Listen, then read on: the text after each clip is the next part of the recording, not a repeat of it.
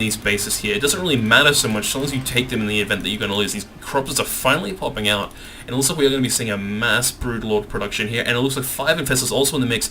Grubby hitting a nice timing, actually. He's going to snipe off these Mutalisks while he moves forward, clears out the creep, and it looks like, actually, in this situation, Hazed's gotten caught with his pants down. His Broodlords are only just morphing now as Grubby's getting towards his main base. It looks in such an awkward position. I mean, there's a lot of spines there, but the mutas aren't all that helpful. Ideally, you want to have traded all the mutas by now and remax. Grubby's smartly expanding into the middle. He wants to expand on one giant line here. His Zealots are going to be popping into the third base here and doing tons and tons of damage. Corruptors are going to move in. He's going to snipe this third expansion. Corruptors are chasing down this Warp Prism. The Warp Prism does want to get sniped by Hazed so he can stop any more Zealot pressure, but it looks like it's just the Warp Prism speed makes them so damn quick. Grubby going to be moving forward with the Colossus Stalker Templar army, and it looks like he's going to attack the Broodlords. No Psystorms going down quite yet.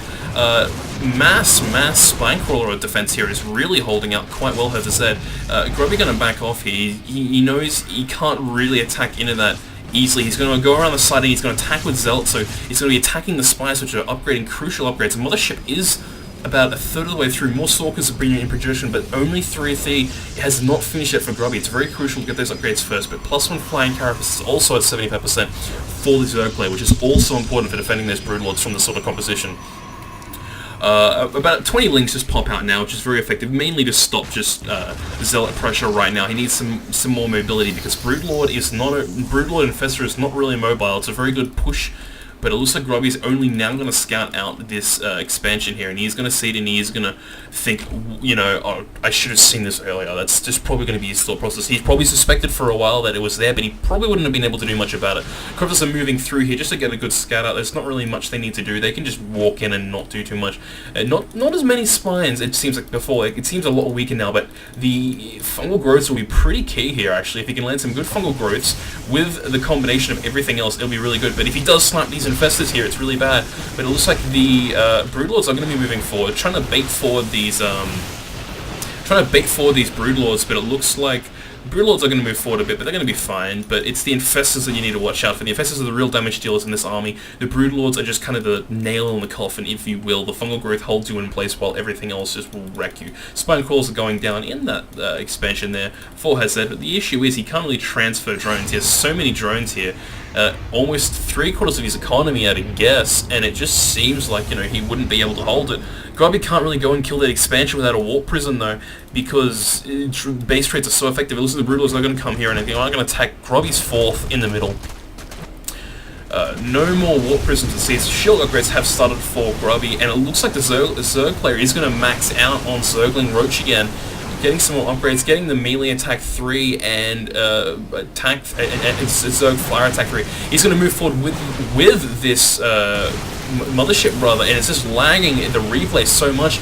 The Mothership goes down so quickly to the mass Corruptor, but it looks like these Corruptors will die at 2 storms, but it looks like lots and lots of damage done. The Zerg player is remaxing very effectively. Archon's there, no more storms left, it seems, by Grubby, and it looks like, actually, I think Grubby may pull out ahead on this, but he needs to kill the Broodlords. The Broodlords and the Infestors are the meat of this army. They can't live for this engagement. Everything else is expendable, and it looks like Grubby's going to have to pull his units off the line. It doesn't look like he has too many storms, maybe one, but he's going to just feedback. He's going to blink forward. No more fungal growths for the Zerg player. It looks like Grubby is going to maybe win this battle. He can blink forward and he can kill more of the Broodlords here. And it is actually looking more and more in Grubby's favor this. He's going to grab another expansion down here, and it's going to turn out quite well. Just really, really solid work from Grubby. He really held it off well. He's got a lot of Stalkers here. I mean, many units should be in production soon, but it doesn't look like the Zerg player is actually really doing that, actually, at the moment. He's going to remax on some Broodlords, but I don't see any more Roaches in production. He hasn't even started a Roach speed, actually. He only just got the Roach one finishing before. Aside from that, it just doesn't seem to be too much. Grubby going for the Warp in, but there's going to be tons of Spine Crawlers there. He's going to be just fine defending that expansion. But remember, this is the only expansion left for the Zerg player that's really mining good minerals. This is not really that economical. It's just kind of there in the event of a base trade and for the extra gas. So it looks like Grubby may actually be able to do some serious damage here. Even if he's killing one off and he's just trading, it looks like the Zerg player is just going to have to transfer some drones here and just hope for the best. He's going to expand onto the bottom here as well. It looks like Grubby's actually going to going to do a real gutsy move, and he's going to move here, and he's going to attack this expansion. I mean, I suppose in his situation, he's thinking there's not going to be any Mutalisk Remax. There's only going to be Lings, Broodlords, maybe Roaches, definitely some Infestors, but the Infestors will be quite late. And so Grubby's going to move back, and he's going to attack this expansion up here, and he's going to do fine. He's going to attack it, and this is going to put him in such a really good position. The Zerglings are going to be moving across there. He's going to catch his sentries out of the open though, which is not good. Spam Force Cell going down to save his sentries and make him do as much damage as possible. Pardon me, I'm awful at this today.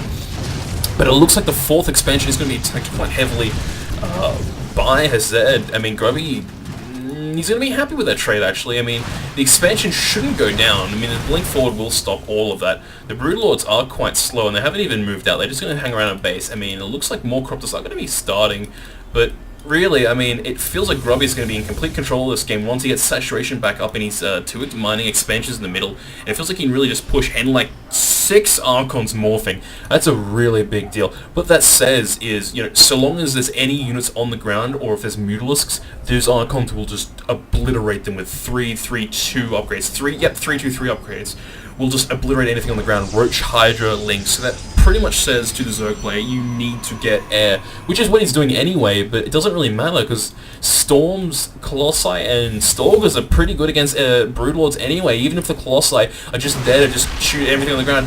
Ooh, only 2 Fungals got down out of the 3 Infestors. It looks like Grubby's going to back off here, recharge some shields, get in a better position here. He doesn't really need to engage here quite yet, he just needs to pull ahead. Zerg player down by 30 supply in this point of the game. Not very good at all. He's only got 2 mining bases. Grubby scattered one of them with a Stalker in there. This base is never going to go anywhere, but it's kind of just, like, really uneconomical. Like, the Zerg player has to have it there, but, you know, he has no real choice. It's not the most efficient one. The Mothership is coming out. That's actually really helpful. He's going to use the Templar as invisible for now? I don't know. Maybe it's just the pace of the units, but it looks like Grubby's going to try and come forward and attack some of these Broodlords. No support from the Corruptors or the Infestors. Curious. No Fungal Growths to help defend it, but ooh, giant storms going down on the Broodlings. It actually does help clear it out more, but no storms in the mid-air. There it is on the Broodlords. So the Broodlords take almost no damage with the Carapace armor upgrades against it. And it looks like, it really does look like the Zerg player is almost done for here. He needs to have a really good push. He needs to kill Grubby's other mining base. Grubby needs to probably get another expansion. I would probably recommend here even, maybe even up here if he can kill the rocks, but I doubt he can. He's going to deny this expansion very quickly. He's probably going to kill the drones in the meantime, but he's going to grab a very gutsy expansion right here, and it actually makes sense in a lot of ways. I mean, he is controlling the middle. He knows this. And it looks like Mass Storm's going to come through. He's going to push. He's going to try and kill his Broodlords. And Vortex going down. A very amazing Vortex. Archons are going in at 2. It might see an Archon toilet here with Storms. Colossi throwing in at 2. Waiting for the Storms as the units pop out. We'll see what happens. Grubby moving forward. He's feedbacking more units. He's just trying to get damage. Storms go out. Oh, massive damage from the Archons. Archons just obliterating everything with their splash damage. And it looks like Grubby's going to move in for the win here, I would expect. GG called by Hazed. And that was the game on Terminus between Grubby and Hazed. In the end, I think what mainly won it for Grubby in the end was having a very strong push. He had an answer to the Broodlords before the Broodlords became a problem. He was very conscientious of the mutas, but I think the most key part in the game there was when Grubby recognized he did harassment up until the point when he knew mutas were coming out. He got a little behind when the mutas came out and did damage to the Warp Prism, but what sealed the deal there for Grubby and like made it like work essentially was when he recognized when the mutas were coming out and you stopped building Zealots. He stopped building Colossi. That's a really big deal. He went for very fast Colossi and then just stopped because he knew he didn't need Colossi. He knew no push was coming. He just needed Stalkers. So he got extra gateways. He got his Fortress down. He started his Templar tech. He did get Blink kind of slowly but at a good time. And in the end it kind of pulled through for him because he just had enough Stalkers to just deal with the mutas. And although the muta count did rise, he just kind of followed the muta count quite well. That has been a cast for today. Thank you for watching. Subscribe, like, comment, whichever. There'll be more details and there'll be more coming. Thank you.